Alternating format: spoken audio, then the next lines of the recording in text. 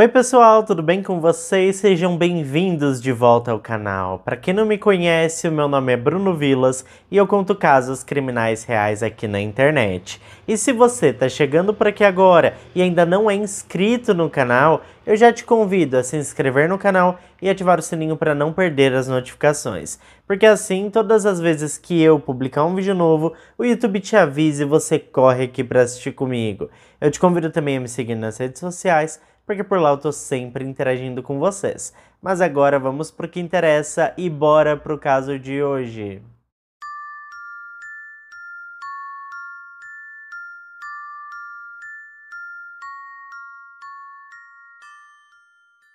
Cris Belles de Jesus Sarmiento Yulart nasceu no ano de 2000, na cidade de Barcelona. Mas não é a Barcelona que vocês estão pensando não, tá gente? Na verdade a Cris Belles nasceu e foi criada em uma cidade chamada Barcelona, que pertence ao estado venezuelano de Anzoátegui. E por falar nisso, gente, eu acho que eu sou um dos poucos criadores de conteúdo de casos criminais aqui do YouTube que traz casos de países mais variados, sem se limitar à Europa e Estados Unidos, né, gente? É cada caso bizarro que eu encontro por esse mundo afora, né? Tem vezes que eu falo que só acredito vendo, daí eu vejo e ainda fico sem acreditar. Mas enfim, voltando ao caso, a Cris era filha única e ela foi descrita por seus amigos, vizinhos e familiares como uma garota alegre, carismática e que gostava muito de dançar e sonhava em ser uma atriz e bailarina conhecida internacionalmente. Além de tudo isso, a jovem também ia muito bem na escola e tinha as melhores notas de sua turma. Por conta disso, ela ganhou uma bolsa de estudos integral para fazer o curso superior de administração de empresas.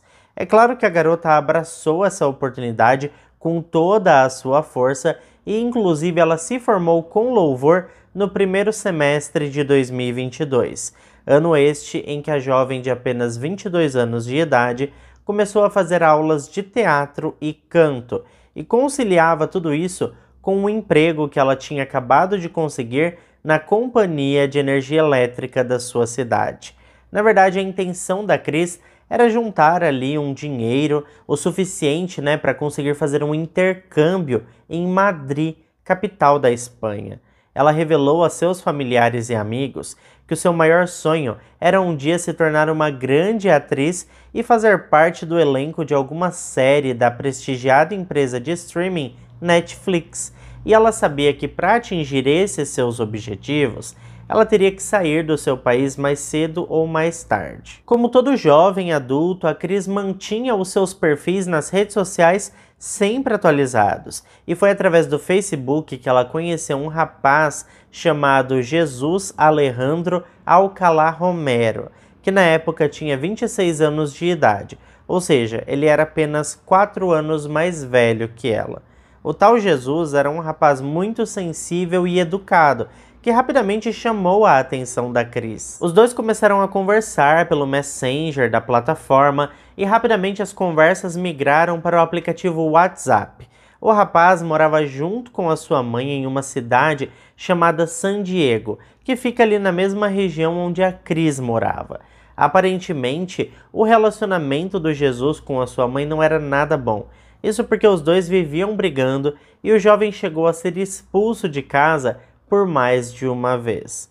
Por mais estranho que isso possa parecer, ele também não tinha um bom histórico nos seus últimos relacionamentos amorosos, sendo que uma das suas ex-namoradas chegou a fazer uma denúncia sobre violência doméstica. Ou seja, o cara não valia nada, né? Mas infelizmente, através da internet, as pessoas escondem a sua pior parte e o que fica exposto ao público é sempre a melhor impressão, não é mesmo? É preciso tomar muito cuidado com quem a gente conhece ali nas redes sociais, porque na grande maioria das vezes nada é o que parece. E é justamente por conta disso que a Cris viu no Jesus somente aquilo que ele queria que ela visse. Um cara esforçado, batalhador, gente boa, que saía todos os dias para trabalhar vendendo bolos de pote que ele mesmo fazia de porta em porta. Então, no final das contas, ela achou mesmo que ele era um cara legal. Mas cá entre nós, a gente já está sabendo que na verdade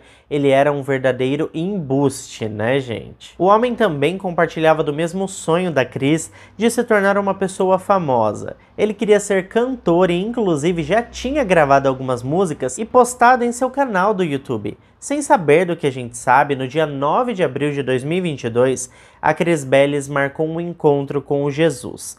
Depois de vários dias conversando somente ali pela internet, esse seria de fato o primeiro encontro dos dois. Ficou combinado que o casal se encontraria em um local chamado Morritos Beach, em Puerto La Cruz, que é uma espécie de beach club. E foi assim mesmo que aconteceu, viu, gente? Os dois se encontraram por volta das 7 horas da noite e aparentemente rolou uma química muito boa entre eles. Pessoas que estavam ali no beach club naquele mesmo horário e viram o casal relataram mais tarde que os dois dançaram juntos, se beijaram e trocaram carícias de paixão. Quando foi por volta das 10 horas da noite, eles deixaram o local e seguiram para a casa do Jesus. Chegando no local, os dois tiveram relações íntimas totalmente consentidas e o Jesus começou a usar entorpecentes para dar uma animada ali na situação. Ele até ofereceu para a Cris, mas ela recusou rapidamente e perguntou se tinha algo para comer, porque ela estava com fome. O jovem casal apaixonado então pediu uma pizza e depois de comer eles namoraram mais uma vez. Agora estavam de barriga cheia, então estavam com energia de sobra, sabe? De acordo com o processo de investigações mais tarde, os namoros duraram horas e chegou a um ponto onde a Cris já estava cansada e só queria dormir. Mas o Jesus estava insaciável e, além disso, queria fazer umas coisinhas diferentes ali que a Cris não estava nem um pouco afim. E por conta disso, a jovem disse que se ele continuasse insistindo, ela iria embora para sua casa. Foi neste momento que o homem ficou furioso. Ele estava acostumado a dar as ordens e ser obedecido sem quaisquer questionamentos. Ao perceber que tinha perdido essa batalha e que a Cris não faria o que ele estava mandando, ele perdeu totalmente o equilíbrio. Então ele foi discretamente até a cozinha, pegou uma faca e voltou determinado a puni-la por sua suposta insubordinação. Ele desferiu vários golpes com o objeto afiado na Cris Belles, ceifando a sua vida imediatamente. Foi relatado pelo promotor desse caso que depois disso o Jesus Alejandro ainda teve relações com a Cris, ou seja, ele fez o que quis com ela, né? No dia seguinte, a mãe da Cris Belles ficou desesperada, porque ela não tinha sido informada de que a sua filha passaria a noite fora. Ela até sabia que a sua filha ia encontrar com um rapaz, mas acreditava que a jovem voltaria no mesmo dia para casa, o que claramente não aconteceu, né? Depois de ligar várias vezes para o celular da filha, ela finalmente foi atendida. Mas quem estava no outro lado da linha era o Jesus. Ele informou a mãe da jovem que a Cris tinha passado a noite com ele e que ela estava tomando banho, por isso não podia atender o celular, mas a tranquilizou dizendo que a jovem já estava indo para casa. Mas obviamente isso não aconteceu, e quando a mãe da Cris tentou contato com ela novamente, o seu aparelho celular já estava desligado. Desesperada, ela ligou para vários amigos da filha que também não sabiam nada sobre o paradeiro dela. E então todos começaram a fazer postagens nas redes sociais sobre o desaparecimento da Cris, pedindo para que qualquer pessoa, qualquer mesmo, que tivesse informações sobre a mulher entrasse em contato imediatamente com a mãe dela. Até mesmo um grupo no Facebook foi criado para que fossem compartilhadas informações que pudessem ajudar a encontrar a Cris Belles. Após 24 horas sem notícias da jovem, sua família conseguiu registrar o seu desaparecimento na delegacia. E em seguida, a polícia científica entrou no caso em busca da Cris. As investigações prosseguiram e a polícia achou muito estranho toda aquela história do Jesus ter atendido a ligação da mãe da Cris e também ele tinha sido a última pessoa a ver a jovem com vida. e por isso ele acabou se tornando o principal suspeito do caso. No dia 14 de abril de 2022, ou seja, 5 dias após o desaparecimento da jovem, as autoridades emitiram um mandado de condução coercitiva expresso para Jesus Alejandro Alcala Romero. Inicialmente, a denúncia era de desaparecimento forçado. Isso porque a polícia ainda não fazia ideia do absurdo que ele tinha feito com a Cris. É sério, gente, eu preciso dizer para vocês que essa parte da investigação é a que eu mais acho interessante. Porque eu gosto, sabe, de saber como a polícia trabalha e vai desvendando ali os casos aos poucos, sabe? Eu acho extremamente importante toda essa parte assim da investigação. Bom, durante o seu depoimento oficial aos policiais, o suspeito admitiu que tinha passado a noite com a Cris Belles, mas disse que a jovem tinha ido embora logo nas primeiras horas da manhã do dia 10 de abril de 2022. Ou seja, eles tinham se encontrado no Beach Club na noite do dia 9, tinham passado a noite juntos, mas na manhã seguinte a jovem supostamente tinha saído da sua casa e ele não tinha tido mais notícias dela. Os investigadores não ficaram nada convencidos com essa história e tinham certeza que ele estava envolvido no desaparecimento da Cris Belles. Mas como não tinham provas o suficiente para incriminar o Jesus, ele acabou sendo liberado logo após prestar o seu depoimento. No dia 18 de abril de 2022, uma passeata foi feita por amigos e familiares da jovem, que clamavam por agilidade da polícia local, pois todos tinham a certeza de que a Cris voltaria para casa sã e salva. Eles nem imaginavam, mas enquanto a passeata acontecia, a polícia estava revistando a casa da avó do Jesus em busca de provas que pudessem ligar o homem ao desaparecimento da Cris. Enquanto os oficiais trabalhavam, os cães farejadores da polícia ficaram inquietos com uma parte do quintal da residência. Eles cavocavam bastante no local, como se quisessem desenterrar alguma coisa. Aquilo foi um sinal claro para os oficiais de que tinha alguma coisa naquele lugar. Então os investigadores pegaram uma pá e começaram a abrir um buraco bem onde os cães indicavam que tinha algo de errado. E para surpresa de todos, o corpo da Cris Belles estava enterrado ali mesmo no quintal da avó do Jesus. Os restos mortais da jovem já estavam em avançado estado de decomposição e foram imediatamente encaminhados para o Instituto Médico Legal da região, que atestou que a causa da morte foram múltiplos ferimentos causados por um objeto afiado. Ao todo, a Cris Belles tinha sido atingida por cerca de 8 golpes de faca, que, como eu já tinha dito, ceifaram a sua vida quase que imediatamente. Ela também tinha alguns cortes nas mãos e nos braços, o que deixa claro que a jovem tentou lutar contra o seu agressor. Além de tudo isso, também foi encontrado material genético masculino em várias partes do corpo da vítima, o que comprovava que os dois tiveram várias relações, inclusive até mesmo depois da morte da Cris. E é bizarro isso, né, gente? A arma do crime também foi encontrada e estava na casa da avó do Jesus. Com tudo isso, foi emitido um mandado de prisão preventiva para o homem, que a essa altura obviamente já estava foragido. A família da vítima recebeu a notícia de que seu corpo foi encontrado e todos ficaram desolados. Uma nova passeata foi organizada, mas desta vez eles pediam pela captura e prisão do homem que havia ceifado a vida da Cris Belles. Naquela mesma noite, a Guarda Nacional Bolivariana capturou o Jesus, que estava a caminho de Pacaraima, cidade que faz fronteira aqui com o Brasil, né? Acredita-se que o homem tinha a intenção de fugir do seu país e se esconder aqui no Brasil ou no Paraguai, onde ele tinha alguns familiares. As autoridades vasculharam o celular do Jesus e descobriram que ele conversava com mais de 18 meninas diferentes, todas moradoras da região, e inclusive ele já tinha alguns outros encontros marcados com várias daquelas meninas, que provavelmente teriam o mesmo fim que a Cris, caso se negassem a obedecer piamente os seus comandos, né? O homem, quando capturado, prestou um novo depoimento às autoridades, mas desta vez confessou que ele tinha ceifado a vida da Cris Belles porque ela tinha se recusado a fazer algumas coisas que ele queria que ela fizesse na cama. Ele também disse que desde o início as intenções dele eram de ter relações íntimas com a jovem, mas ele não imaginava que ela se recusaria a atender os seus desejos e juntou ali a rejeição com os entorpecentes que ele havia usado e deu no que deu.